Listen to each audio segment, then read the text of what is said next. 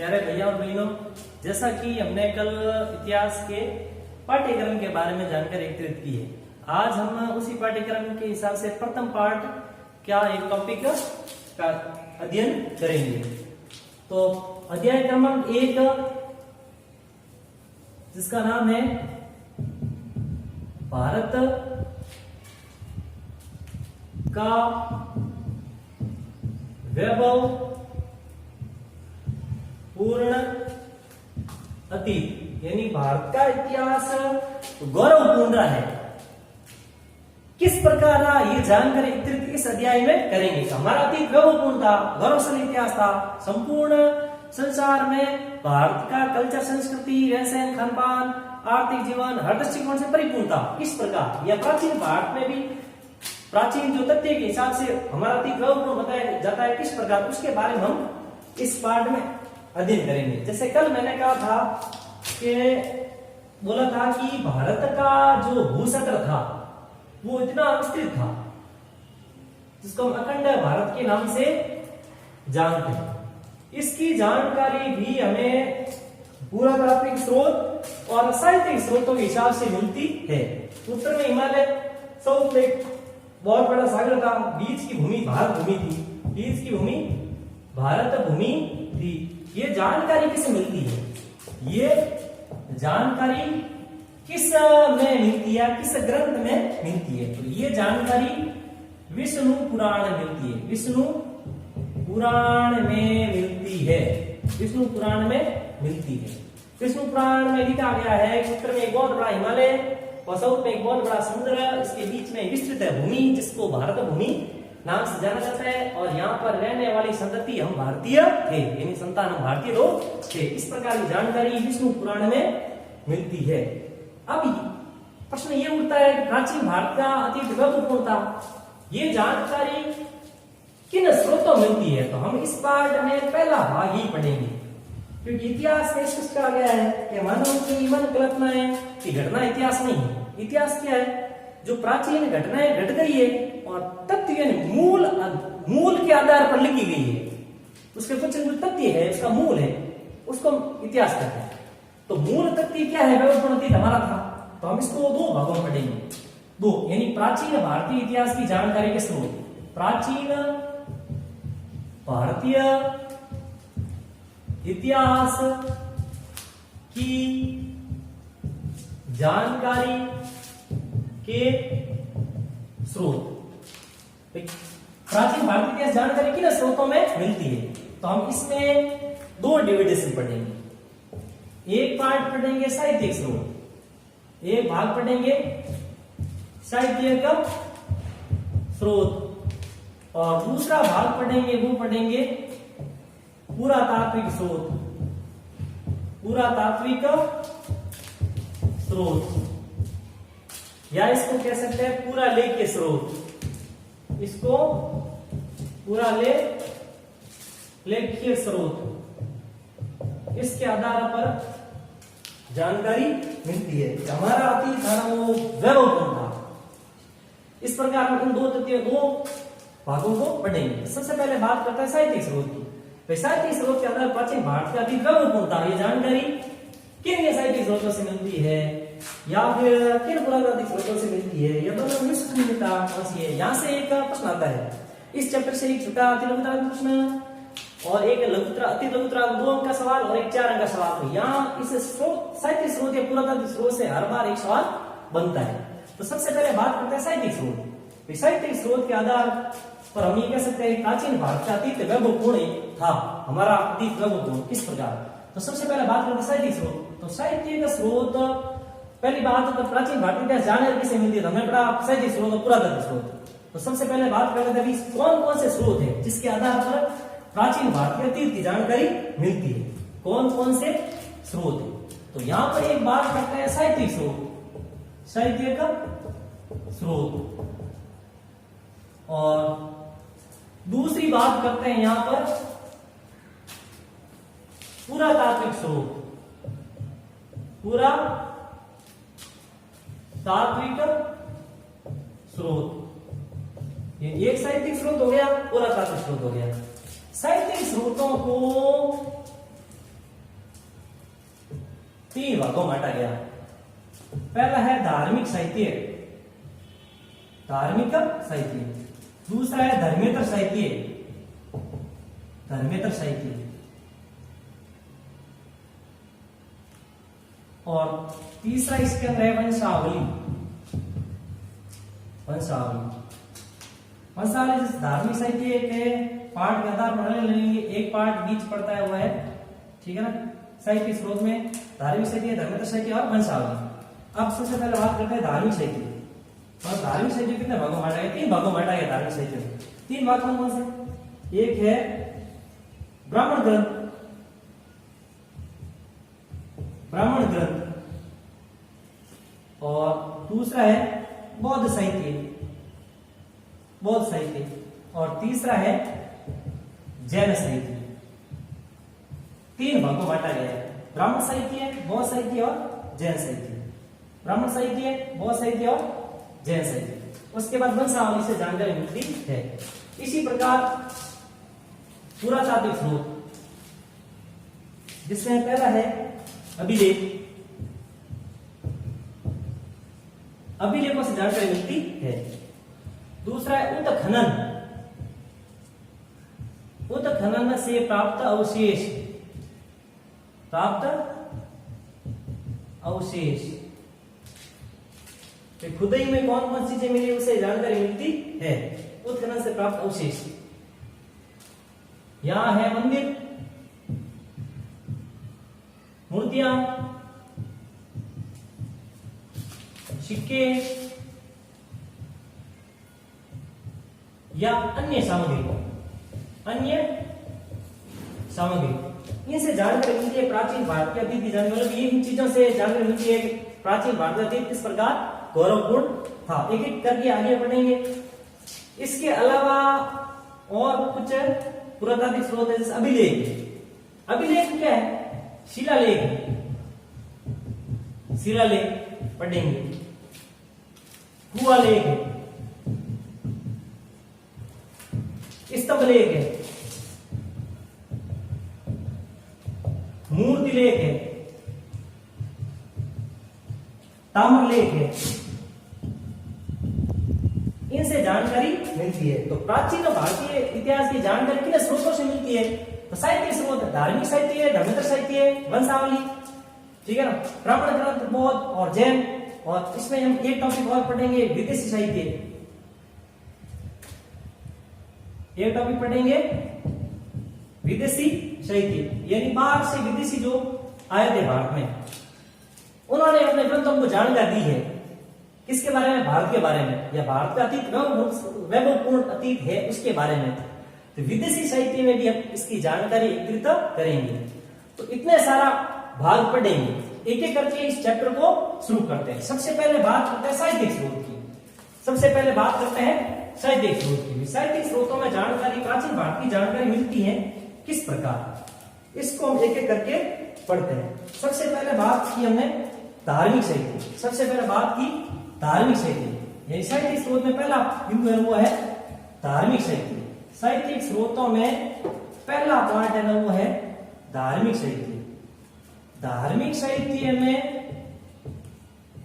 वे साहित्य ग्रंथ आते हैं जो धर्म के आधार पर लिखे गए हैं, यानी अलग अलग क्षेत्र में रहने वाले धार्मिक लोगों द्वारा धार्मिक ग्रंथ लिखे गए प्राचीन समय में। उस समय वहां का कल्चर, संस्कृति, समाज, आर्थिक जीवन, भौगोलिक स्वरूप किस प्रकार था, वो जानकारी मिलती है। तो हमने इसको तीन भागों में डिविडेशन किया था, तीन भाग। तो पहला भाग हमने पढ़ा था ब्राह्मण ग्रंथ, पढ़ा था ब्राह्मण ग्रंथ।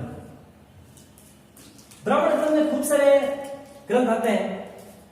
ब्राह्मण ग्रंथ यानी हम ये कह सकते हैं कि ब्राह्मण ग्रंथ सबसे प्राचीन जो ग्रंथ है ना वो वेद है। ब्राह्मण ग्रंथों में सबसे प्राचीन ग्रंथ है, वो प्राचीन ग्रंथ है, वो ग्रंथ है वेद। यानी ब्राह्मण ग्रंथों में सबसे प्राचीन ग्रंथ है ना वो है वेद। तो वैदिक साहित्य मतलब वेदों में किस प्रकार भारत का अतीत वैभवपूर्ण है उसकी जानकारी मिलती है। तो हम कह सकते हैं वेदों में प्राचीन भारत के अतीत की जानकारी मिलती है। तो सबसे पहले हम कह सकते हैं कि वेद ब्राह्मण ग्रंथ के सबसे प्राचीन ग्रंथ है। तो हम ये कह सकते हैं अभी वेदों से, यानी वेदों से हमें संपूर्ण आर्य सभ्यता एवं संस्कृति की जानकारी मिलती है।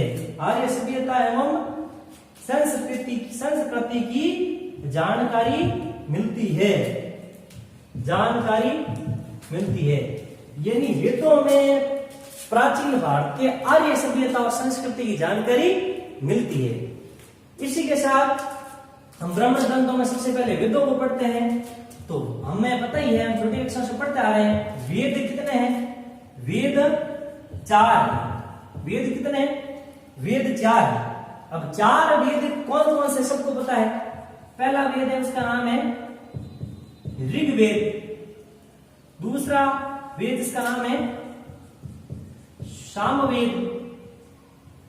और तीसरा वेद है उसका नाम है यजुर्वेद। और चौथा वेद है उसका नाम है अथर्ववेद। वैदिक साहित्य वेदों में सबसे प्राचीन वेद ऋग्वेद, सामवेद, यजुर्वेद और अथर्ववेद है। और सबसे प्राचीन वेद है वो है ऋग्वेद। सबसे प्राचीन वेद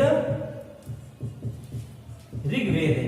सबसे प्राचीन, सबसे पुराना वेद है वो है ऋग्वेद। और ऋग्वेद में 10 मंडल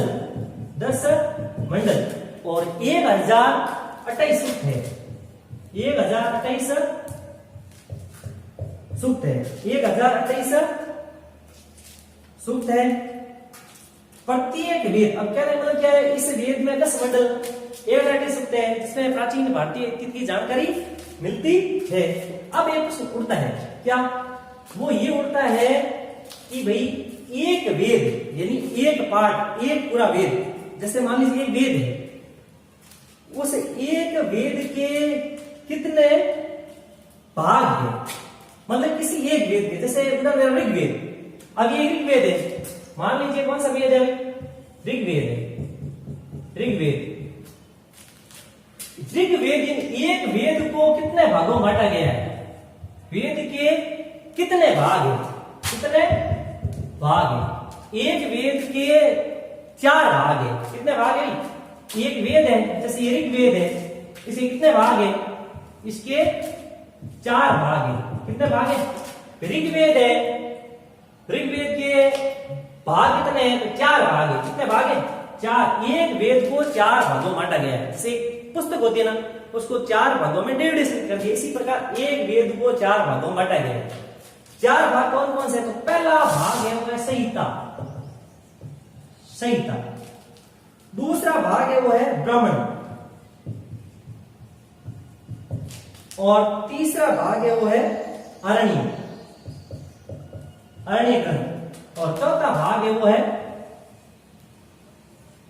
उपनिषद। एक वेद को कितने भागों में बांटा गया? 4 भाग, साहित्य, ब्राह्मण, अरण्य और उपनिषद।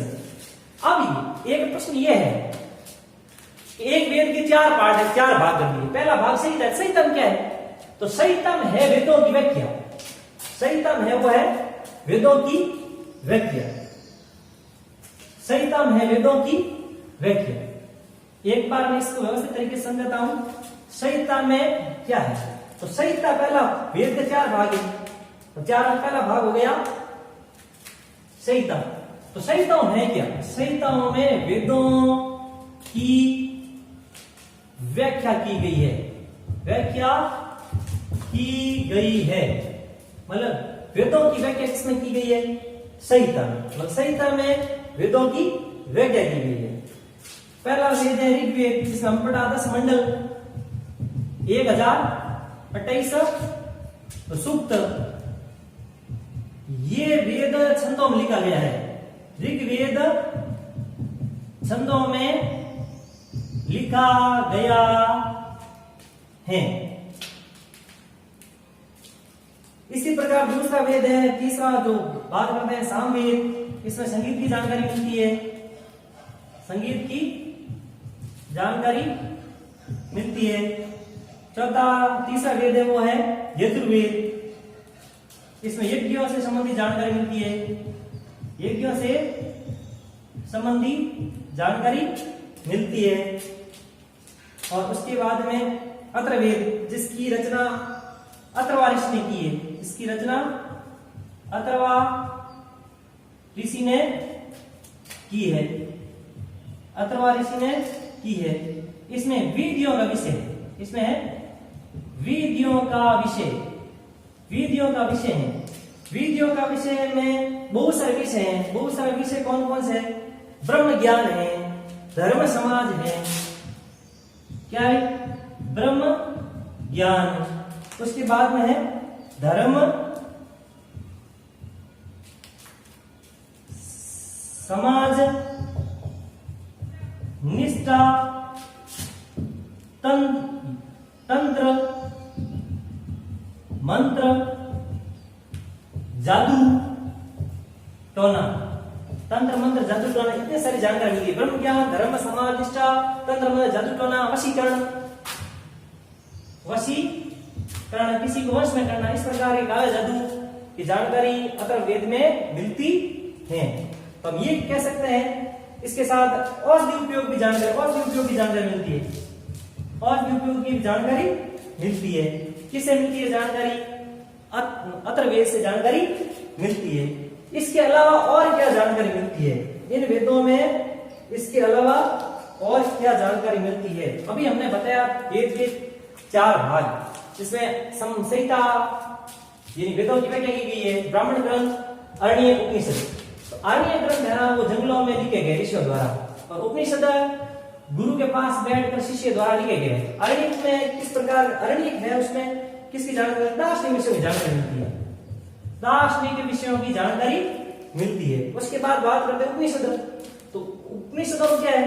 उपनिषदों में है नैतिक आचरण, नैतिक आचरण, यानी शिष्य गुरु के पास बैठ के लिखता है, पढ़ता है, तो सबसे पहली बात है वो गुरु से अच्छे आचरण सीखेगा। तो नैतिक आचरण की जानकारी मिलती है, नैतिक आचरण और नियमों की जानकारी मिलती है, और साथ में गूढ़ विषयों की जानकारी मिलती है, गूढ़ विषयों की जानकारी मिलती है, जानकारी मिलती है। इसमें उपनिषद में किससे मिलती है जानकारी?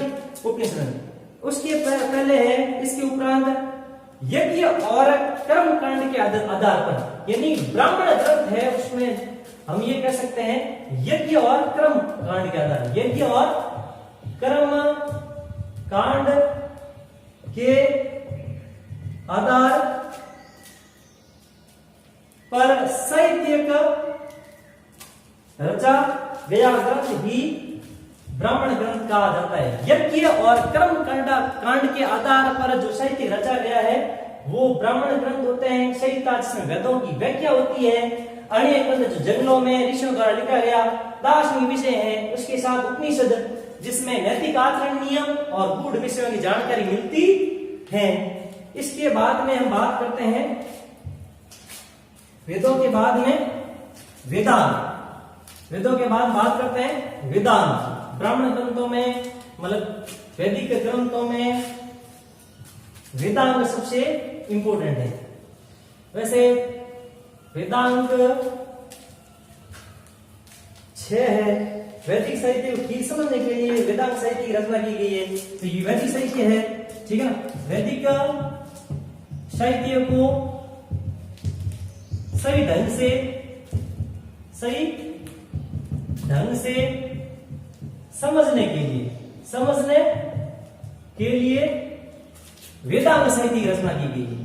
वेदांग साहित्य की रचना की गई है। इसमें 6 वेदांग है, 6 वेदांग कौन कौन से हैं?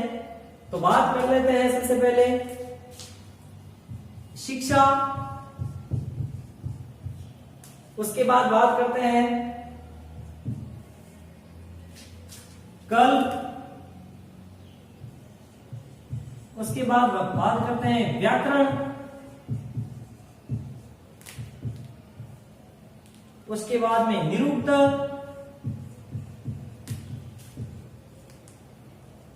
और उसके बाद में यहां लिख देता हूं मैं 5वां छंद और ज्योतिष। ऐसा कहा जाता है वैदिक साहित्य को सही ढंग से समझने के लिए, सही ढंग से समझने के लिए किसकी रचना की गई है? वेदांगों रचना की गई है। प्राचीन ऋषियों ने वेदांगों को मनुष्य के शरीर के अंगों के साथ जोड़ा है। जैसे कल्प है हाथ, व्याकरण है मुंह, निरुक्त कान, ज्योतिष आंख, छंद पैर और शिक्षा नाक है। व्यक्ति के शरीर के 6 अंगों को 6 वेदांगों का आधार माना गया है। शिक्षा नाक है, कल्प हाथ, व्याकरण मुंह, निरुक्त कान, ज्योतिष आंखें और छंद है वो पैर है। इसके आधार पर हम ये कह सकते हैं वैदिक साहित्य को, वेदों के जितने साहित्यिक ग्रंथ है उनको समझने के लिए वेदांगों की रचना की गई है। 4 उपवेद भी हैं, उनके बारे में थोड़ी जानकारी कलेक्ट कर लेते हैं। इस पार्ट से एक छोटा प्रश्न आएगा, तो प्रश्न आ सकता है, ठीक है ना, कि वेदों के 4 उपवेद कौन कौन से, उसके बारे में उसके नाम लिखिए। तो 4 क्या अभी उपवेद है। कौन कौन से उपवेद है? हम देखते हैं आयुर्वेद, आयुर्वेद। दूसरा है वो है धनुर्वेद, धनुर्वेद। तीसरा है वो है गंधर्ववेद,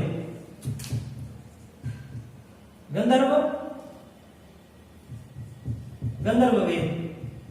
और चौथा है वो है शिल्पवेद, चौथा है वो है शिल्पवेद। अब ये प्रश्न है, ये वेद किन वेदों से संबंधित है? तो आयुर्वेद किस वेद से संबंधित है? ये 4 उपवेद हो गए, 4 उपवेद। अब किस संबंधित है? तो आयुर्वेद ऋग्वेद संबंधित, ऋग्वेद से संबंधित है। उसके बाद में दूसरा बात करते हैं गंधर्ववेद, ये सामवेद संबंधी है। धनुर्वेद यजुर्वेद संबंधी है, है वो अथर्ववेद से संबंधित है। अब चारों में किन किन विषयों की जानकारी मिलती है? तो आयुर्वेद में चिकित्सा शास्त्र की जानकारी मिलती है, चिकित्सा शास्त्र की जानकारी मिलती है। किसमें? आयुर्वेद में चिकित्सा शास्त्र की जानकारी मिलती है। उसके बाद बात कर लेते हैं दूसरा कौन सा भी, धनुर्वेद। धनुर्वेद में सैन्य विज्ञान की जानकारी मिलती है, सैन्य विज्ञान की जानकारी मिलती है। उसके बाद बात कर लेते हैं तीसरा गंधर्ववेद, जिसमें संगीत की जानकारी मिलती है, संगीत की जानकारी मिलती है। उसके बाद में चौथा है वो है शिल्पवेद, यानी वास्तुकला की जानकारी मिलती है, वास्तुकला की जानकारी मिलती है, वास्तुकला की जानकारी मिलती है। जो अथर्ववेद का एक हिस्सा है, उपवेद है, शिल्पवेद, वास्तुकला की जानकारी मिलती है। जैसे ये धनुर्वेद है, तो धनुर्वेद है ना, यजुर्वेद है शुक्ल, जिसमें एक पार्ट है, सेकंड पार्ट, उसमें ये सैन्य विज्ञान की जानकारी मिलती है। तो हम ये कह सकते हैं वैदिक साहित्य में ये मूल विषय जिसमें प्राचीन भारतीय अतीत की जानकारी मिलती है। अब सबसे इंपोर्टेंट है वो बात कर लेते हैं महाकाव्य। दो सबसे इंपोर्टेंट है जो हम रोज हमारे समाज का हिस्सा है, हम उसको देखते हैं। अभी महामारी कोरोना की वजह से टीवी सीरियल में 2 महाकाव्यों को चलाया गया, रामायण और महाभारत। उसको आपने अच्छी तरीके से देखा होगा। तो 2 महाकाव्य है, 2 महाकाव्य। एक का नाम है रामायण, रामायण, और दूसरा है वो है महाभारत, महाभारत, रामायण और महाभारत। अब रामायण और महाभारत में प्राचीन भारतीय जानकारी क्या मिलती है? तो हमने देखा टीवी सीरियल देखा, तो वहां पर हमने राम जी को देखा, सीता जी को देखा, ठीक है ना, राक्षस प्रवृत्ति रावण को देखा। लेकिन हमने उसमें देखा क्या? तो हमने गौर की होगी तो उसमें 3 चीजें हमने देखी। उस समय का समाज कैसा था, खान पान पहनावा कैसा था, वो भौगोलिक स्वरूप क्या था, कल्चर, संस्कृति कैसी थी, उस समय लोगों के आर्थिक जीवन किस प्रकार का था। मतलब क्या, प्राचीन भारत के सामाजिक, राजनीतिक, धार्मिक, आर्थिक जानकारी इससे मिलती है, रामायण और महाभारत दोनों महाकाव्यों से। इसके अलावा हम बात करते हैं पुराणों, 18 पुराण पढ़ते हैं। कितने भी? 18 पुराण, ठीक है, 18 पुराण पढ़ते हैं। केन, कंठ, मुंडुक, मांडुक्य, ठीक है। इसके साथ में ब्रह्मांड, मत्स्य, ठीक है ना, शिव महापुराण, इस प्रकार खूब सारे पुराण है जो पढ़ते हैं, पौराणिक पुराण है। इस पुराणों में प्राचीन काल के ऐतिहासिक ग्रंथ है जिसमें मार्कंडेय पुराण, मार्कंडेय पुराण, वायु पुराण, विष्णु पुराण, मत्स्य पुराण, मत्स्य पुराण, ये इंपोर्टेंट है। सबसे प्राचीन पुराण है ना वो मत्स्य पुराण है। सबसे प्राचीन पुराण, सबसे प्राचीन पुराण है वो है मत्स्य पुराण। यहां से प्रश्न बन सकता है कि सबसे प्राचीन पुराण कौन सी है अभी, तो मत्स्य पुराण है। कौन सी अभी? मत्स्य पुराण है। भारतीय संस्कृति की जानकारी मिलती है इन पुराणों में, भारतीय संस्कृति की जानकारी मिलती है। और पुराणों के अंदर जो विषय है उनको 5 भागों में बांटा गया है। पुराण के अंदर जो विषय उनको 5 भागों में बांटा गया है, 5 भागों में बांटा गया है। इसको भी पुराणों के प्रमुख विषय है उनको 5 भागों में बांटा गया है। ये सबसे इंपॉर्टेंट है कि पुराण के अंदर विषय 5 कौन से विषय, तो ये विषय है वो है सर्ग, आराम से याद हो जाएगा। दूसरा है प्रतिसर्ग, प्रतिसर्ग। तीसरा है मनवंतर, मनवंतर। और चौथा है वो है वंश। और 5वां वो है वंशानुचरित, वंशानुचरित। ये 5 विषय हैं। मतलब पुराणों में कौन कौन से 5 विषय हैं, तो सर्ग, प्रतिसर्ग, मनवंतर, वंश और वंशानुचरित, जिसमें प्राचीन भारत के अतीत की जानकारी मिलती है। इसी प्रकार कुछ सूत्र साहित्य हैं, कुछ सूत्र साहित्य हैं जिनमें प्राचीन भारतीय अतीत की जानकारी मिलती है। मतलब सूत्र साहित्य कह सकते हैं कल्प सूत्र, जिसको 3 भागों में बांटा गया है, कल्प सूत्र, ठीक है ना। अब कौन कौन से सूत्र साहित्य है, तो पहला है स्रोत सूत्र, स्रोत सूत्र साहित्य। दूसरा है वो है ग्रह सूत्र, ग्रह सूत्र साहित्य। और तीसरा है वो है धर्म सूत्र, धर्म सूत्र साहित्य। तो यज्ञ संबंधी जानकारी किससे मिलती है? स्रोत सूत्र में। किसकी भाई? यज्ञ संबंधी जानकारी मिलती है इसमें, स्रोत सूत्र साहित्य में मिलती है।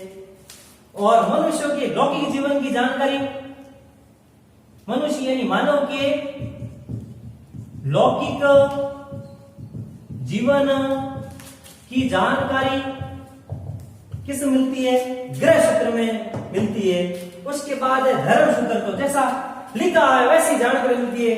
धार्मिक, साथ में सामाजिक और राजनीतिक जानकारी किस मिलती है? जानकारी धर्म सूत्र में मिलती है। धर्म सूत्र यानी 3 प्रकार के विषय हैं, जिसे हम कह सकते हैं भाई ऐसे सूत्र जिनमें विधि और नियमों का प्रतिपादन किया गया है। ऐसे सूत्र जिसमें विधि और नियमों का, ऐसे सूत्र जिसमें विधि और नियमों का अध्ययन किया गया है। उसमें कल्प सूत्र है, उसको 3 भागों में डिवाइड किया गया है, स्रोत सूत्र, ग्रह सूत्र और धर्म सूत्र। स्रोत सूत्र में यज्ञ संबंधी जानकारी मिलती है, और ग्रह सूत्र में मानव लौकिक जीवन के संबंधी जानकारी मिलती है, और तीसरा है वो धर्म सूत्र जिसमें धार्मिक, सामाजिक और राजनीतिक जानकारी मिलती है। तो साहित्यिक स्रोत का एक भाग हमने पढ़ा है, कौन सा भी? धार्मिक साहित्य। और धार्मिक साहित्य का एक भाग पढ़ा है, कौन सा? ब्राह्मण साहित्य। और हम उसके बाद में बात करेंगे बौद्ध साहित्य। धार्मिक साहित्य को 3 भागों में डिवाइडेशन किया है, तो 3 भाग में एक भाग हमने पढ़ा, कौन सा भी? ओनली फॉर एक भाग पढ़ा है, वो पढ़ा है ब्राह्मण ग्रंथ, यानी 4 वेद, ऋग्वेद, सामवेद, अथर्ववेद, यजुर्वेद। उसके बाद वेदांग, वेद की से वेदों क्या जानकारी मिलती है वो पढ़ी। उसके बाद में हमने उपवेद पढ़े, उसके बाद वेदांग पढ़े, वेदांग बाद में पुराण पढ़ी, 2 महाकाव्य पढ़े। उसके बाद में हमने अंतिम में सूत्र पढ़े, ठीक है। इस प्रकार इनमें प्राचीन भारतीय अतीत की जानकारी मिलती है। हमारा अतीत इस प्रकार वैभवपूर्ण था। अब धार्मिक साहित्य में भी दूसरे पार्ट का मतलब एक भाग हमने पढ़ लिया। कौन सा भाग पढ़ लिया? तो पहला भाग हमने पढ़ लिया, वो पढ़ा था ब्राह्मण ग्रंथ। कौन सा भाई? ब्राह्मण ग्रंथ पढ़ा। अब हम बात करते हैं दूसरे की, दूसरा भाग कौन सा? बौद्ध साहित्य। कौन सा भाई? बौद्ध साहित्य। और बौद्ध साहित्य के बारे में हम पढ़ेंगे। बौद्ध साहित्य में पढ़ेंगे कि बौद्ध साहित्य में प्राचीन भारतीय अतीत की क्या जानकारी मिलती है। तो आज हमने ओनली फॉर एक पार्ट शुरू किया, कौन सा? साहित्य स्रोत का एक हिस्सा पढ़ा, कौन सा? ब्राह्मण ग्रंथ। तो ब्राह्मण ग्रंथ को अच्छी तरीके से व्यवस्थित तरीके से एक बार पढ़ना है। इसकी जो पीडीएफ है वो मैं आपको सेंड कर दूंगा। तो आपको ये पूरा साहित्य स्रोत का एक पार्ट है वो पढ़ना है। हम आगामी क्लास में बौद्ध साहित्यिक स्रोत और जैन साहित्यिक स्रोत के बारे में जानकारी एकत्रित करेंगे, क्योंकि ये पार्ट प्रथम पार्ट है जो इंपोर्टेंट प्रश्न का है। तो आपको, ठीक है, ये छोटे छोटे क्वेश्चन है वो याद करने हैं। इसी के साथ हम कल बात करेंगे बौद्ध साहित्यिक स्रोत और जैन साहित्यिक स्रोत, जिसमें प्राचीन भारतीय अतीत की जानकारी किस प्रकार मिलती है।